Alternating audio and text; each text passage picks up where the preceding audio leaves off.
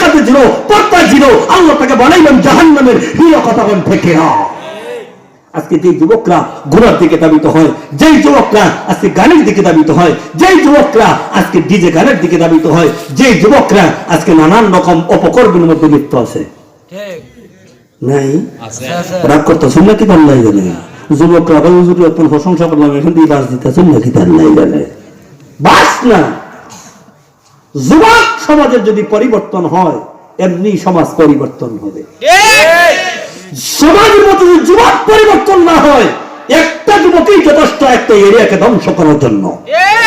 আবার একটা যুবকই যথেষ্ট, একটা যুবকই যথেষ্ট এরিয়াকে উন্নত করার জন্য। কথা বলতে যুবকের সম্মান, যুবকের ইজ্জত, যুবককে নেতায় সম্মান দেয়, যুবককে স্বামী, যুবককে শ্বশুর বাড়ির মানুষ সম্মান দেয়, যুবককে গ্রামের মানুষ সম্মান দেয়। যুবক অবস্থায় যদি তোমার যুবককে যদি কাজে লাগাইতে পারো, যৌবনটাকে যদি সঠিক কাজে লাগাইতে পারো, সকলেই তোমাকে সম্মান দিবে। আর যদি তুমি যুবক অবস্থায় যৌবনটাকে কাজে না লাগাইতে পারো, বৃদ্ধ হইল খানজাঙ্গুলো দম দিত না। কথা কন ঠিক না?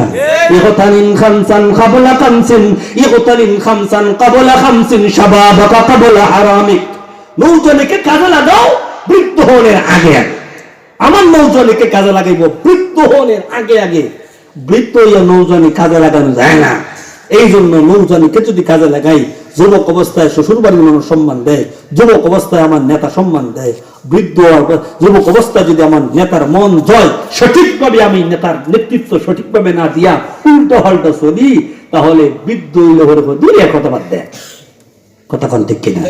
আর যদি দেখা যায় সঠিকভাবে সমাজের মানুষের নেতৃত্ব দেয়, তখন আপনি গেলে আগের চেয়ারটা আপনার এই দিব। আমাদের অমুক গ্রামের অমুক আঠির অমুক মুরব্বী হয়েছে চেয়ারটা দেওয়ার জন্য। কথা কোন ঠিক কিনা? তাহলে আমল নামাটা বুকের ভিতরে হাতটাকে সিদ্ধ করিয়ে পিছন দিক দিয়ে নেব। দেখ এবার একদল জান্নাতি, একদল জাহান্নামী, দুই দলে বিভক্ত। কয় দলে বিভক্ত? দুই দল। আল্লাহ বলেন ইল্লা সুহাবাল ইয়ামিন ফি জান্নাতি ইয়াতাসাআলুন আনিল মুজরিমিন মা সালাকাকুম ফি সাকার। জান্নাতি জান্নাতি ভাইয়া জান্নাতের উদ্যানে চলে গিয়েছে, জান্নাতের ভিতরে চলে গিয়েছে।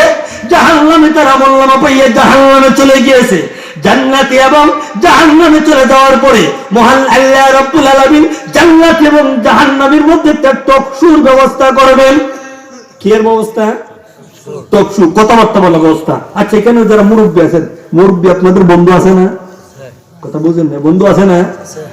যুবকের বন্ধু আছে না? আছে। এখন বলুন তো দেখি, ইউজ তো করতাম, সামনে দিয়ে কথাগুলো আইতাছে, এটা আপনাদের উপরে লাগিয়েছিল কি? আর কইবা মনে মনে কালাঞ্জুরা মোল্লা আর আমল লাগতো না, করিতাম না ইনশাল্লাহ। কারণ এই রুগীটা বেশি, এই জন্য একটু ভয় লাগতেছে, এই জন্য কইয়া লাগে ইনশাআল্লাহ। প্রথম নম্বর, বন্ধু বন্ধুর সঙ্গে কথোপকথন। জান্নাতি বন্ধু জাহান্নামী বন্ধুর সঙ্গে কথাবার্তা বলবে। জান্নাতি বন্ধু জাহান্নামী বন্ধুকে বলবে, হে জাহান্নামী বন্ধু, তুমি কেন জাহান্নামে কেন?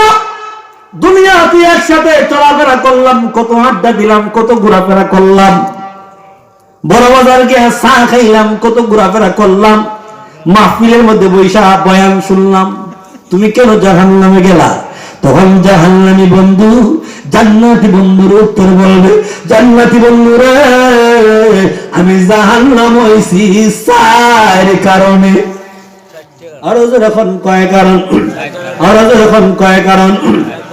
হে বন্ধু, আমি জাহান্নামে হচ্ছে চার কারণে। এর মধ্যে প্রথম নম্বর কারণটাই হইল ক্বালু লাম নাকু মিনাল মুসাল্লিন। ও বন্ধু, দুনিয়ার জমিনে আমি মুসল্লি ছিলাম না, অর্থাৎ আমি দুনিয়ার জমিনে